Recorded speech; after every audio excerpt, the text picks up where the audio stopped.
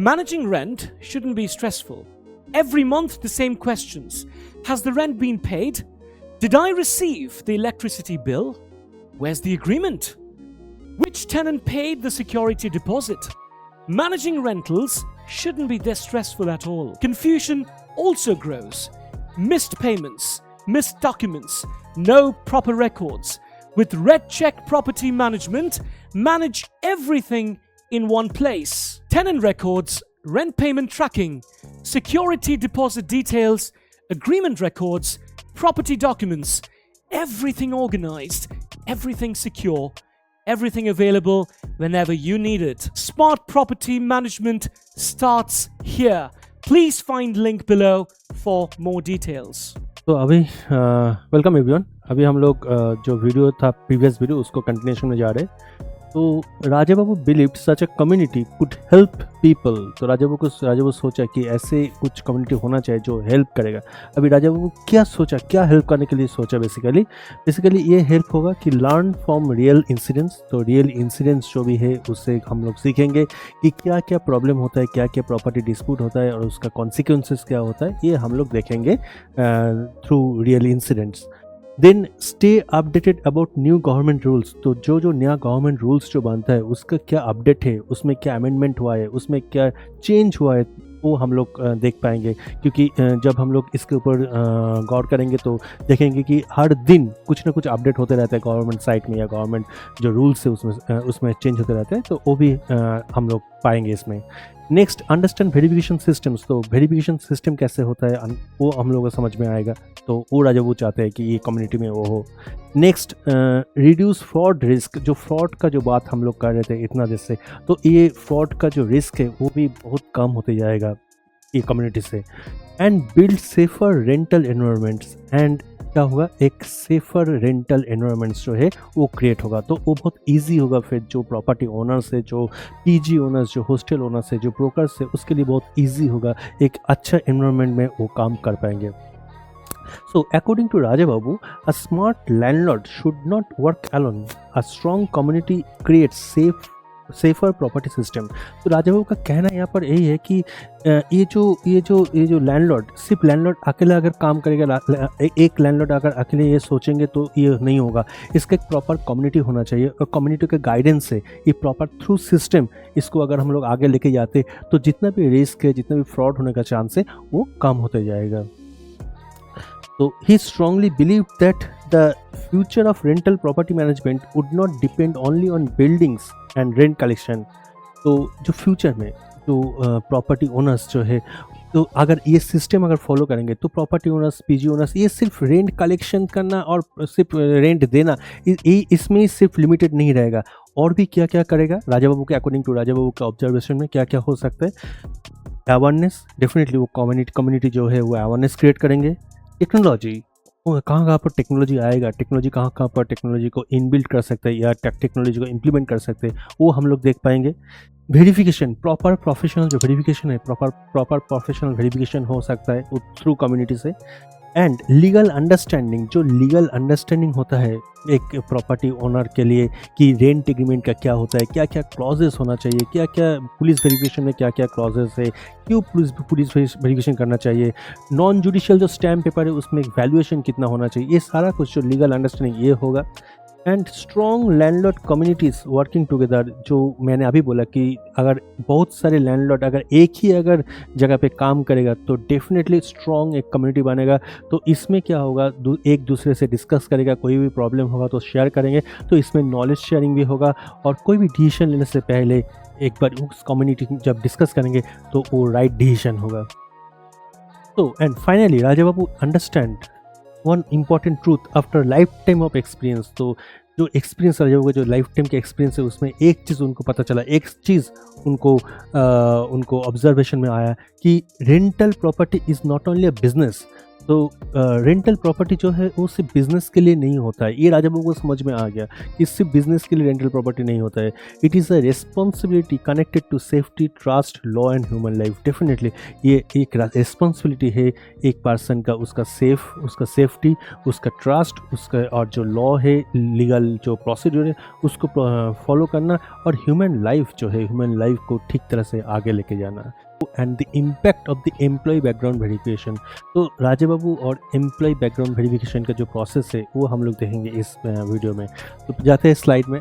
After spending many years understanding tenants safety and rental risk, Raja Babu believe that most serious incidents happen mainly because of unknown tenants और fake rental residents. तो राजा बाबू को ये लगा कि बहुत सारे एक्सपीरियंस होने के बाद उनको पता चला कि जो रेंट देते हैं वो मैक्सिमम होता है कि फेक टेनेंट आ जाता है, बहुत सारे ऐसे फ्रॉड होता है, बहुत सारे फ्रॉडस्टर होता है, बहुत सारे लोग इल इंटेंशन से वो घर लेते हैं। तो ये सारा कुछ उन्होंने ऑब्जर्व किया है। सो इसमें जो स्टोरी है, राजा बाबू का जो स्टोरी है कि Raja Babu's daughter Baishakhi and her husband Borun were running a business in Delhi. तो राजा बाबू का जो डॉटर मतलब जो लड़की थी उसका नाम था बैशाखी और बैशाखी का जो हस्बैंड बोरुन वो दिल्ली में एक बिजनेस चला रहा था, एक साथ बिजनेस चला रहा था। तो they lived with the young son who was around 9 years old. तो एक उनका लड़का भी था, बच्चा भी था जिसका एज लगभग 9 साल का था। फिर because both husband and wife remain busy with business work, तो बोथ हस्बैंड एंड वाइफ दोनों बिजी था बिजनेस वर्क में, उसमें उसका जो बिजनेस था उसमें बिजी थे। और they had hired a office boy who also help with small house hold task inside the house and office. तो डेफिनेटली वो एक ऑफिस बॉय को हायर किया है जो ऑफिस प्लस उसका घर का जो काम है, थोड़ा काम जो भी काम है वो काम को देखने के लिए एक ऑफिस बॉय को ये बैशाखी ने हायर किया था। सो उसके बाद क्या हुआ है, उसके बाद the worker had joined through a local placement source. तो ये जो वर्कर उनको मिला ऑफिस बॉय, एक लोकल प्लेसमेंट एजेंसी से वो हायर किया था। फिर everyone believed he was simple, hardworking and trustworthy. तो सबने बिलीव किया कि ये बहुत ही सिंपल एक पर्सन है, एक अच्छा पर्सन है, ये सबने बिलीव किया, सबने ट्रस्ट किया उनको ऊपर। तो since he behaved politely and work quietly, nobody paid much attention to verification और document checking। तो डेफिनेटली वो जो काम करते थे वो बहुत ही पोलाइटली काम करते थे और बहुत चुपचाप वो काम करते थे। तो लोगों ने उतना ध्यान नहीं दिया कि इसका बैकग्राउंड चेक करना जरूरी होगा। तो उनको लगा कि ठीक है भाई वो अच्छा इंसान है तो उसको ऐसे ही काम में रख लेते हैं, तो कोई वेरिफिकेशन नहीं किया था। फिर क्या हुआ, वन इवनिंग अराउंड 8:30 PM, तो एक शाम रात को 8:30 बजे a very shocking incident happened inside the house. एक बहुत शॉकिंग इंसिडेंट जो है वो उनके घर में हुआ है। A serious argument suddenly took place between the office boy and Raja Babu's son in law Borun regarding some internal work related issue. तो एक दिन क्या हुआ कि शाम को राजा बाबू का जो मतलब ये था डॉटर सन इन लॉ था, उनके साथ जो ऑफिस बॉय जो था उसका बहुत बड़ा झगड़ा हो रहा था कुछ चीज़ के लिए, इंटरनल कुछ वर्क रिलेटेड कुछ इशू हुआ, कुछ प्रॉब्लम हुआ और उसके लिए बहुत सारा प्रॉब्लम क्रिएट हुआ था शायद। तो इसके लिए बहुत बड़ा झगड़ा हो रहा था। तो that had been continuing quietly for many days, और ये चलता रहा। उस दिन स्टार्ट हुआ, फिर वो ये जो झगड़ा ये बंद नहीं हुआ, ये आर्गुमेंट चलता रहा, बहुत दिन से चलता रहा।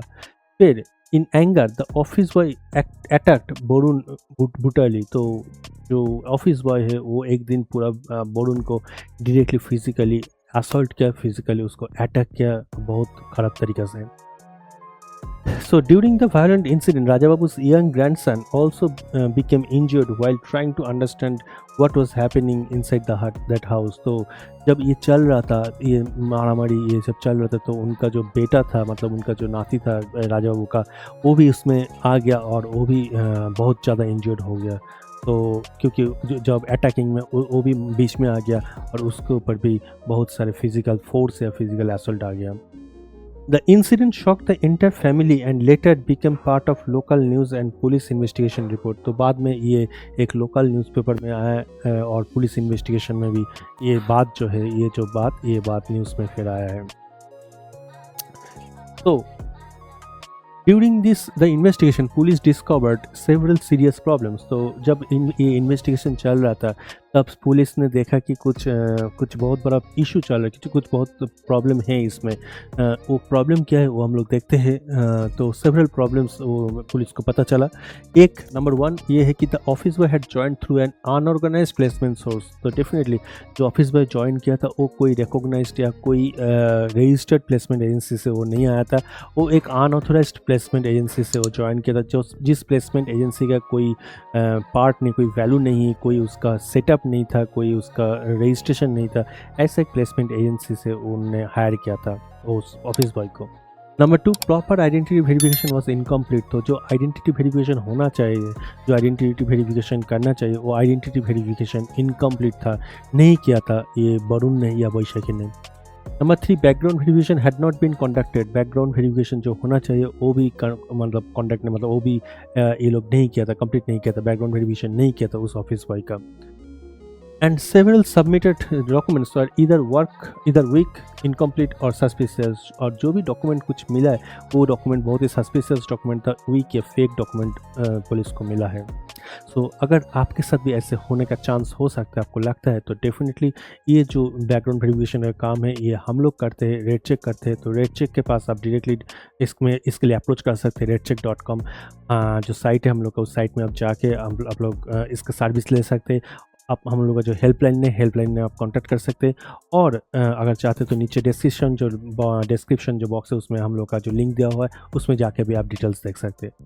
फिर the family became emotional broken after learning this facts. तो जो फैमिली है वो पूरा ख़त्म हो गया, पूरा ब्रोकन हो गया, टूट पड़ा ये सब इंसिडेंट होने के बाद। राजा बाबू was deeply shocked. Raja Babu भी बहुत शॉक में चला गया।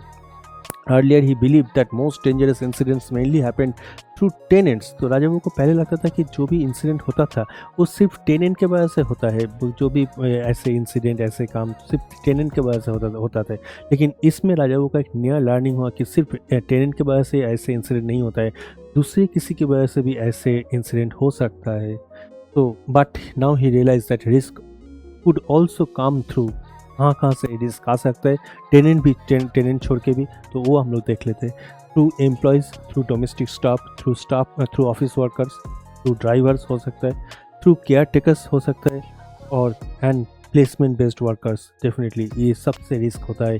ये सब ने अगर आपने वेरिफिकेशन नहीं करते और उनको रख दिया तो बाद में आपके साथ भी ऐसे जो इंसिडेंट है वो हो सकता है पॉसिबिलिटी से। For nearly 1 year after the incident, मतलब 1 साल के बाद जो इंसिडेंट हुआ उसका 1 साल के बाद Raja Babu remained emotionally disturbed and avoided many social conversations. तो राजा बाबू ने बहुत डिस्टर्ब थे और वो सोशली जो कन्वर्सेशन पहले करते थे वो भी करना बहुत बंद कर दिया, वो भी उतना कन्वर्सेशन नहीं करते थे। तो ही स्टार्टेड थिंकिंग, अभी वो क्या सोच रहा था कि if one wrong employ can destroy family peace then how important is employ background verification in today's world. तो एक गलत एम्प्लॉय अगर एक फैमिली का पीस छीन लेता है, फैमिली डिस्टर्ब हो जाता है, तो ये कितना इम्पोर्टेंट होता है उनका बैकग्राउंड वेरिफिकेशन करना, ये राजा बाबू को समझ में आया है। तो हम लोग जो वीडियो है इस वीडियो के यहीं पर एंड कर रहे। So thank you for listening, thank you for watching. हम लोग नेक्स्ट वीडियो में जाएंगे और इसका कंटिन्यूशन करेंगे। Thank you so much.